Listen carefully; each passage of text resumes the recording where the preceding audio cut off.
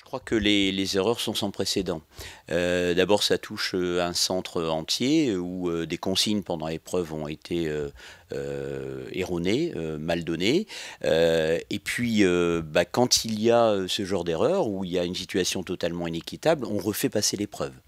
Là, c'est pas la décision qui a été prise et c'est donc, une deuxième erreur, je dirais.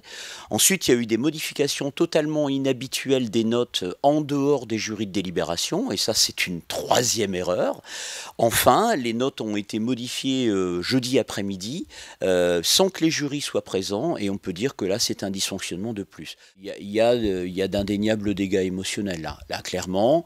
Donc nous, on pense d'abord effectivement aux candidats qui n'ont pas du tout à subir les conséquences de ces erreurs et de ces dysfonctionnements de l'administration. En tout état de cause, les résultats doivent être suspendus tant que les jurys ne se sont pas réunis ce soir.